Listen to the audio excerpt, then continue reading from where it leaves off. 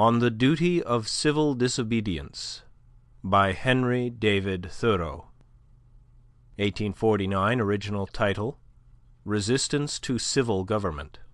Part 1. I heartily accept the motto, that government is best which governs least, and I should like to see it acted up to more rapidly and systematically. Carried out, it finally amounts to this, which also I believe: that government is best which governs not at all, and when men are prepared for it, that will be the kind of government which they will have. Government is at best but an expedient, but most governments are usually, and all governments are sometimes, inexpedient. The objections which have been brought against a standing army, and they are many and weighty, and deserve to prevail, may also at last be brought against a standing government. The standing army is only an arm of the standing government.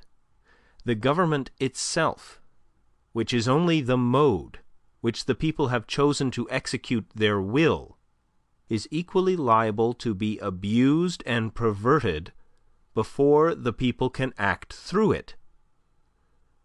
Witness the present Mexican War, the work of comparatively a few individuals using the standing government as their tool. For, in the outset, the people would not have consented to this measure. This American government, what is it but a tradition, though a recent one, endeavoring to transmit itself unimpaired to posterity, but each instant losing some of its integrity? It has not the vitality and force of a single living man, for a single man can bend it to his will. It is a sort of wooden gun to the people themselves. But it is not the less necessary for this, for the people must have some complicated machinery or other, and hear its din, to satisfy that idea of government which they have. Governments show thus how successfully men can be imposed upon, even impose on themselves for their advantage. Advantage. It is excellent, we must all allow. Yet this government never of itself furthered any enterprise but by the alacrity with which it got out of its way. It does not keep the country free. It does not settle the West. It does not educate. The character inherent in the American people has done all that has been accomplished, and it would have done somewhat more if the government had not sometimes got in its way. For government is an expedient, by which men would fain succeed in letting one another alone. And, as has been said, when it is most expedient, the governed are most let alone by it. Trade and commerce, if they were not made of India rubber, would never manage to bounce over obstacles which legislators are continually putting in their way. And if one were to judge these men wholly by the effects of their actions and not partly by their intentions, they would deserve to be classed and punished with those mischievous persons who put obstructions on the railroads. But, to speak practically and as a citizen, unlike those who call themselves no government men, I ask for, not at once no government, but at once a better government. Let every man make known what kind of government would command his respect, and that will be one step toward obtaining it. After all, the practical reason why, when the power is once in the hands of the people, a majority are permitted, and for a long period continue to rule, is not because they are most likely to be in the right, nor because this seems fairest to the minority, but because they are physically the strongest. But a government in which the majority rule in all cases cannot be based on justice, even as far as men understand it. Can there not be a government in which the majorities do not virtually decide right and wrong, but conscience? In which majorities decide only those questions to which the rule of expediency is applicable? Must the citizen ever for a moment, or in the least degree, resign his conscience to the legislator? Why has every man a conscience, then? I think we should be men first, and subjects afterward. It is not desirable to cultivate a respect for the law so much as for the right. The only obligation which I have a right to assume is to do at any time what I think right. It is truly enough said that a corporation has no conscience. But a corporation of conscientious men is a corporation with a conscience. Law never made men a whit more just, and by means of their respect for it, even the well-disposed are daily made the agents of injustice. A common and natural result of an undue respect for the law is that you may see a file of soldiers, colonel, captain, corporal, privates, powder monkeys, and all, marching in admirable order over hill and dale to the wars against their wills, aye, against their common sense and consciences, which makes it very steep marching indeed, and produces a palpitation of the heart. They have no doubt that it is a damnable business in which they are concerned. They are all peaceably inclined. Now, what are they? Men at all? Or small movable forts and magazines at the service of some unscrupulous man in power? Visit the Navy Yard and behold a Marine, such a man as an American government can make, or such as it can make a man with its black arts, a mere shadow and reminiscence of humanity, a man laid out alive and standing and already, as one may say, buried under arms with funeral accompaniment, though it may be not a drum was heard, not a funeral note, as his course to the rampart we hurried, not a soldier discharged his farewell shot o'er the grave where our hero was buried. The mass of men serve the state thus, not as men mainly, but as machines with their bodies. They are the standing army, and the militia, jailers, constables, posse comitatus, etc. In most cases there is no free exercise whatever of the judgment or of the moral sense, but they put themselves on a level with wood and earth and stones, and wooden men can perhaps be manufactured that will serve the purpose as well. Such command no more respect than men of straw or a lump of dirt. They have the same sort of worth only as horses and dogs. Yet such as these even are commonly esteemed good citizens. Others, as most legislators, politicians, lawyers, ministers, and office holders, serve the state chiefly with their heads, and as they rarely make any moral distinctions, they are as likely to serve the devil, without intending it, as God. A very few, as heroes, patriots, martyrs, reformers in the great sense, and men, serve the state with their consciences also, and so necessarily resist it for the most part, and they are commonly treated as enemies by it. A wise man will only be useful as a man, and will not submit to be clay, and stop a hole to keep the wind away, but leave that office to his dust at least.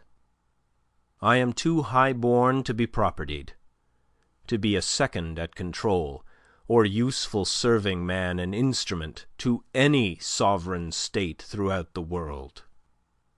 He who gives himself entirely to his fellow men appears to them useless and selfish, but he who gives himself partially to them is pronounced a benefactor and philanthropist. How does it become a man to behave toward the American government today? I answer that he cannot, without disgrace, be associated with it. I cannot, for an instant, recognize that political organization as my government, which is the slave's government also. All men recognize the right of revolution. That is, the right to refuse allegiance to and to resist the government, when its tyranny or its inefficiency are great and unendurable. But almost all say that such is not the case now. But such was the case, they think, in the Revolution of '75. If one were to tell me that this was a bad government because it taxed certain foreign commodities brought to its ports, it is most probable that I should not make an ado about it, for I can do without them. All machines have their friction, and possibly this does enough good to counterbalance the evil. At any rate, it is a greater evil to make a stir about it. But when the friction comes to have its machine, and oppression and robbery are organized, I say, let us not have such a machine any longer. In other words, when a sixth of the population of a nation which has undertaken to be the refuge of liberty are slaves, and a whole country is unjustly overrun and conquered by a foreign army and subjected to military law, I think that it is not too soon for honest men to rebel and revolutionize. What makes this duty the more urgent is that fact that the country so overrun is not our own, but ours is the invading army.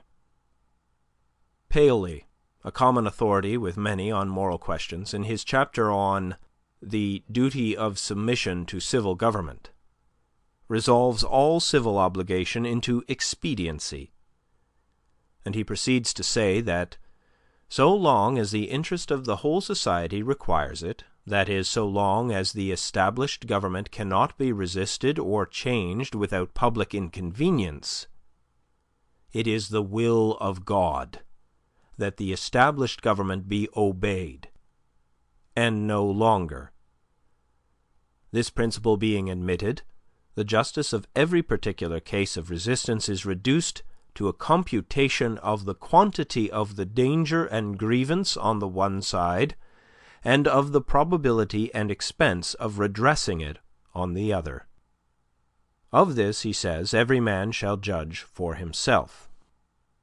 But Paley appears never to have contemplated those cases to which the rule of expediency does not apply, in which a people, as well as an individual, must do justice, cost what it may. If I have unjustly wrested a plank from a drowning man, I must restore it to him, though I drown myself. This, according to Paley, would be inconvenient. But he that would save his life in such a case shall lose it. This people must cease to hold slaves and to make war on Mexico, though it cost them their existence as a people. In their practice, nations agree with Paley. But does anyone think that Massachusetts does exactly what is right at the present crisis? A drab of stat, a cloth and silver slut, to have her train borne up and her soul trail i' the dirt. Practically speaking, the opponents to a reform in Massachusetts are not 100,000 politicians at the South, but 100,000 merchants and farmers here, who are more interested in commerce and agriculture than they are in humanity, and are not prepared to do justice to the slave and to Mexico, cost what it may. I quarrel not with far-off foes, but with those who, near at home, cooperate with and do the bidding of those far away, and without whom the latter would be harmless. We are accustomed to say that the mass of men are unprepared. But improvement is slow, because the few are not as materially wiser or better than the many. It is not so important that many should be good as you, as that there be some absolute goodness somewhere, for that will leaven the whole lump. There are thousands who are, in opinion, opposed to slavery and to the war, who yet, in effect, do nothing to put an end to them, who, esteeming themselves children of Washington and Franklin, sit down with their hands in their pockets, and say that they know not what to do, and do nothing, who even postpone the question of freedom to the question of free trade, and quietly read the prices, current along with the latest advices from Mexico after dinner, and, it may be, fall asleep over them both. What is the price current of an honest man and patriot today? They hesitate, and they regret, and sometimes they petition, but they do nothing in earnest and with effect. They will wait, well disposed, for others to remedy the evil, that they may no longer have it to regret. At most, they give up only a cheap vote and a feeble countenance, and Godspeed to the right as it goes by them. There are 999 patrons of virtue to one virtuous man. But it is easier to deal with the real possessor of a thing than with the temporary guardian of it. All voting is a sort of gaming, like checkers or backgammon, with a slight moral tinge to it, a playing with right and wrong, with moral questions, and betting naturally accompanies it. The character of the voters is not staked. I cast my vote perchance as I think right, but I am not vitally concerned that that right should prevail. I am willing to leave it to the majority. Its obligation, therefore, never exceeds that of expediency. Even voting for the right is doing nothing for it. It is only expressing to men feebly your desire that it should prevail. A wise man will not leave the right to the mercy of chance, nor wish it to prevail through the power of the majority. There is but little virtue in the action of masses of men. When the majority shall at length vote for the abolition of slavery, it will be because they are indifferent to slavery, or because there is but little slavery left to be abolished by their vote. They will then be the only slaves. Only his vote can hasten the abolition of slavery who asserts his own freedom by his vote. I hear of a convention to be held at Baltimore, or elsewhere, for the selection of a candidate for the presidency, made up chiefly of editors and men who are politicians by profession. But I think, what is it to an independent, intelligent, and respectable man what decision they may come to? Shall we not have the advantage of this wisdom and honesty nevertheless? Can we not count upon some independent votes? Are there not many individuals in the country who do not attend conventions? But no.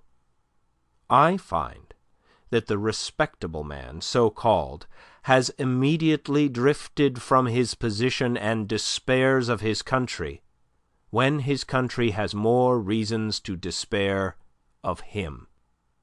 He forthwith adopts one of the candidates thus selected as the only available one, thus proving that he is himself available for any purposes of the demagogue. His vote is of no more worth than that of any unprincipled foreigner or hireling native who may have been bought.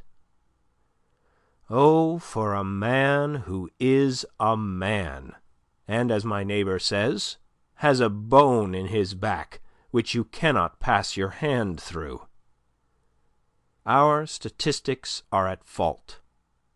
The population has been returned too large.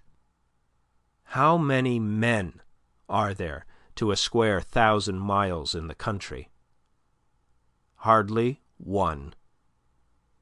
Does not America offer any inducement for men to settle here?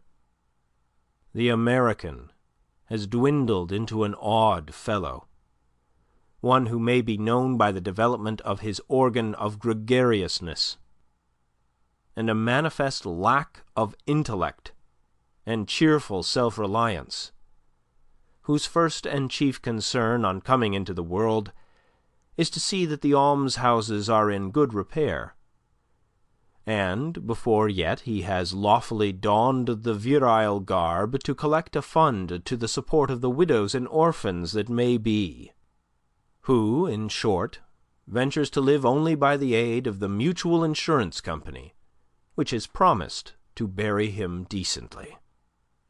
It is not a man's duty as a matter of course to devote himself to the eradication of any, even to most enormous wrong.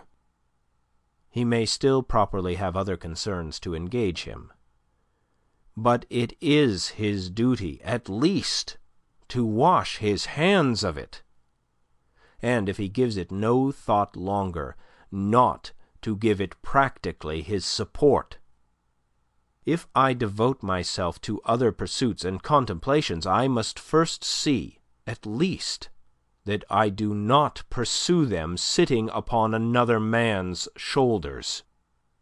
I must get off him first, that he may pursue his contemplations too. See what gross inconsistency is tolerated. I have heard some of my townsmen say, "I should like to have them order me out to help put down an insurrection of the slaves, or to march to Mexico. See if I would go." And yet these very men have each, directly, by their allegiance, and so indirectly, at least, by their money, furnished a substitute.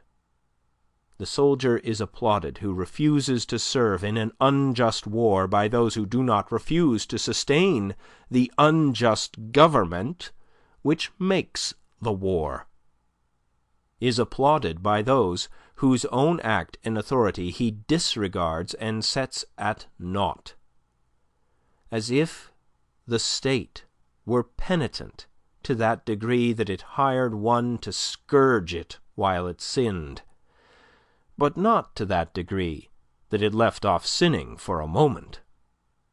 Thus, under the name of order and civil government, we are all made at last to pay homage to and support our own meanness. After the first blush of sin comes its indifference, and from immoral it becomes, as it were, unmoral, and not quite unnecessary to that life which we have made. The broadest and most prevalent error requires the most disinterested virtue to sustain it. The slight reproach to which the virtue of patriotism is commonly liable, the noble are most likely to incur. Those who, while they disapprove of the character and measures of a government, yield to it their allegiance and support, are undoubtedly its most conscientious supporters, and so frequently the most serious obstacles to reform. Some are petitioning the state to dissolve the Union, to disregard the requisitions of the President. Why do they not dissolve it themselves, the union between themselves and the state, and refuse to pay their quota into its treasury? Do not they stand in the same relation to the state that the state does to the Union? And have not the same reasons prevented the state from resisting the Union which have prevented them from resisting the state? How can a man be satisfied to entertain an opinion merely and enjoy it? Is there any enjoyment in it, if his opinion is that he is aggrieved? If you are cheated out of a single dollar by your neighbor, you do not rest satisfied with knowing you are cheated, or with saying that you are cheated, or even with petitioning him to pay you your due.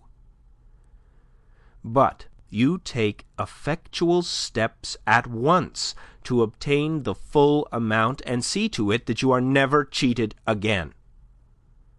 Action from principle, the perception and the performance of right, changes things and relations. It is essentially revolutionary, and does not consist wholly with anything which was. It not only divided states and churches, it divides families.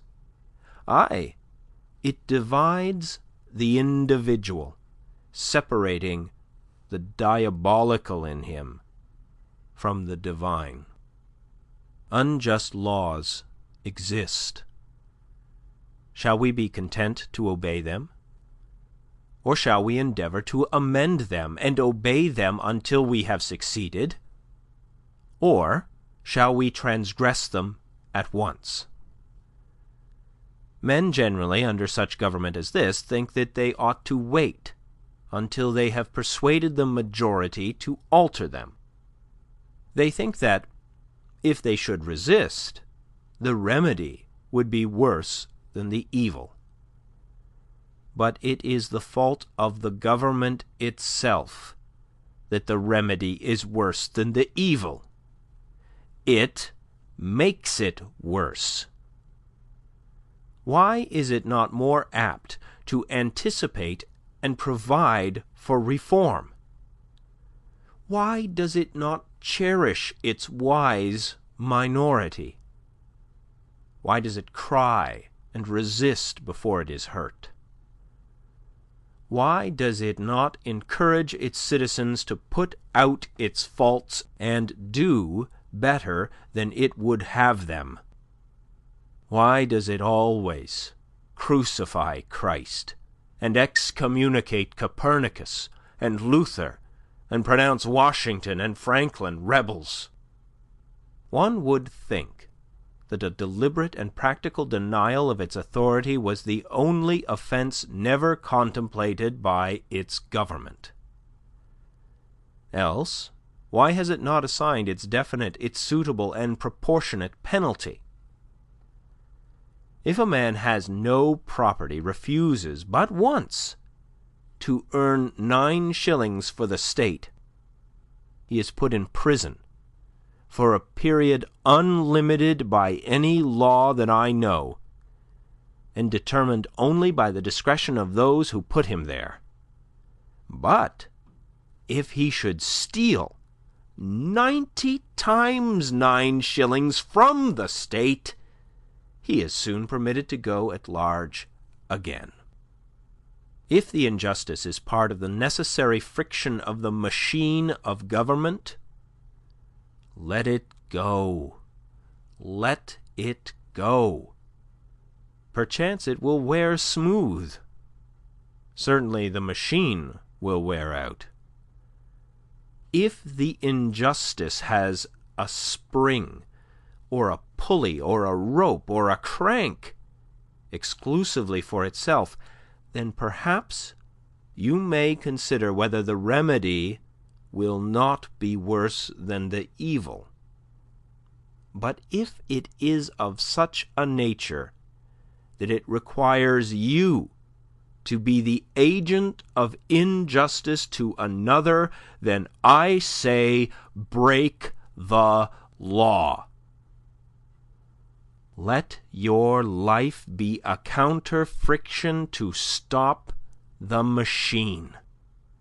What I have to do is to see, at any rate, that I do not lend myself to the wrong which I condemn.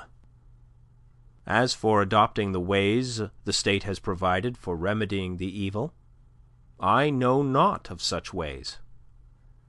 They take too much time, and a man's life will be gone. I have other affairs to attend to. I came into this world not chiefly to make this a good place to live in, but to live in it, be it good or bad.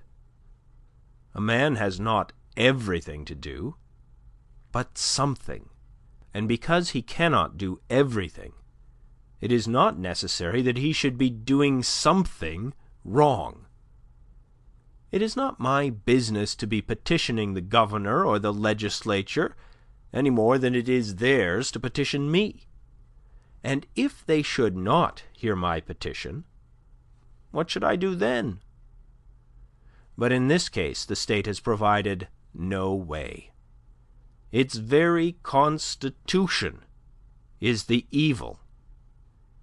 This may seem to be harsh and stubborn and unconciliatory, but it is to treat with the utmost kindness and consideration the only spirit that can appreciate or deserves it. So is all change for the better, like birth and death, which convulse the body.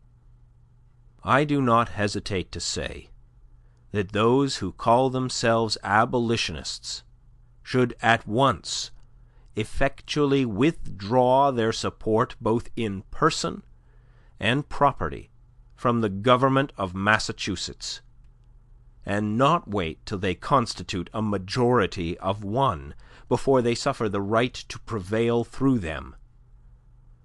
I think that it is enough if they have God on their side, without waiting for that other one. Moreover, any man more right than his neighbours constitutes a majority of one already. I meet this American government, or its representative, the state government, directly, and face to face, once a year, no more, in the person of its tax-gatherer.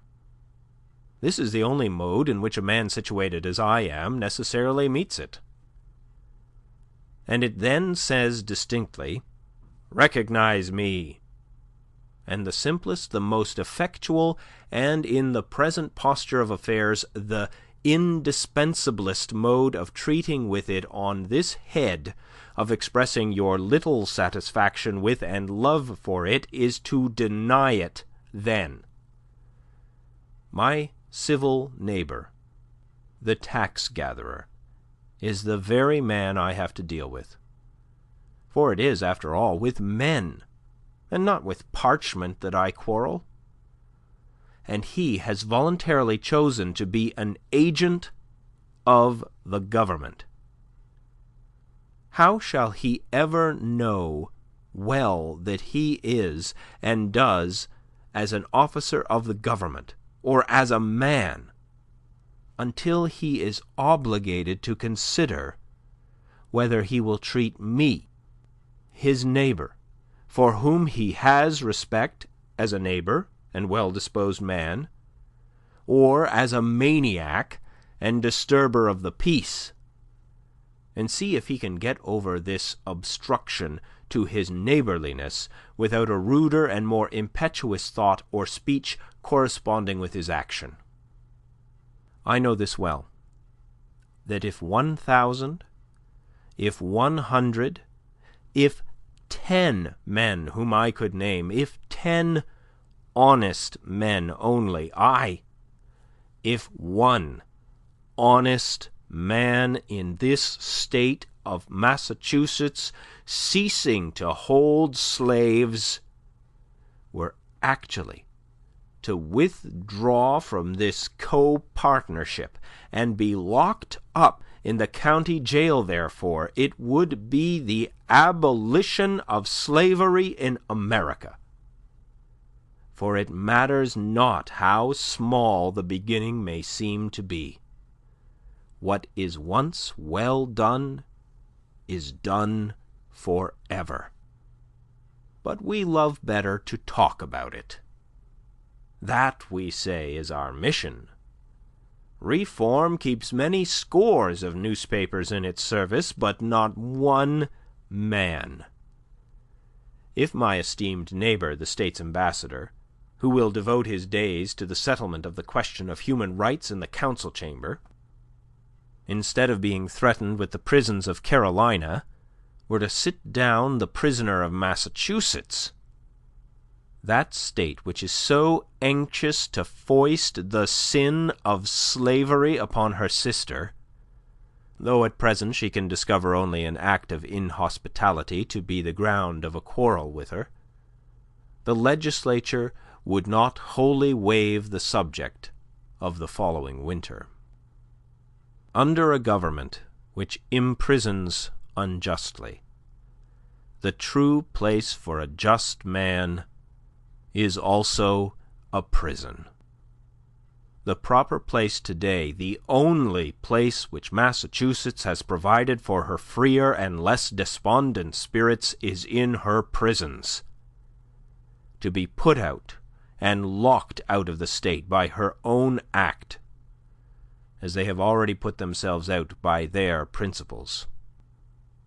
It is there that the fugitive slave and the Mexican prisoner on parole and the Indian come to plead the wrongs of his race should find them.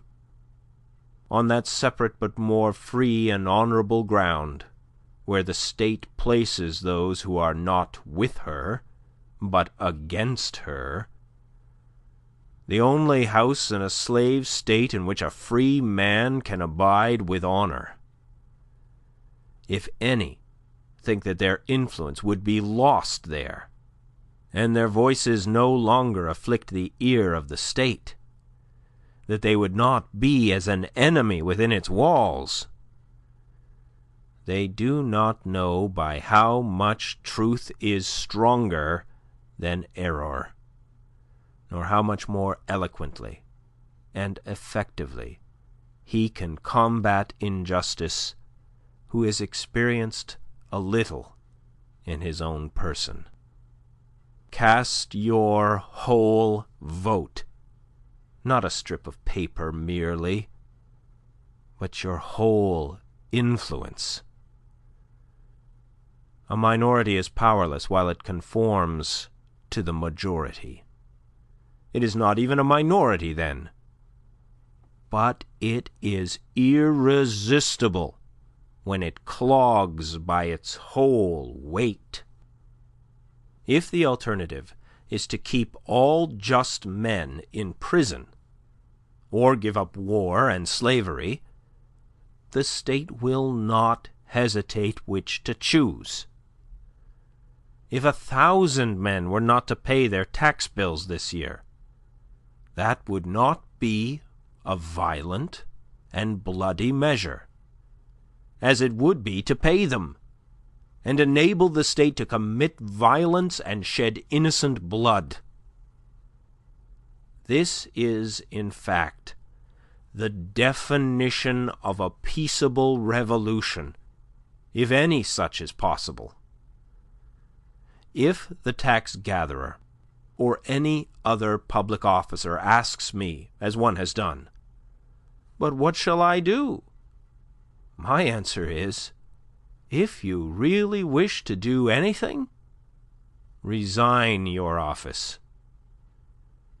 When the subject has refused allegiance, and the officer has resigned from office, then the revolution is accomplished. But even suppose blood should flow. Is there not a sort of blood shed when the conscience is wounded? Through this wound, a man's real manhood and immortality flow out, and he bleeds to an everlasting death. I see this blood flowing now. End of Part 1.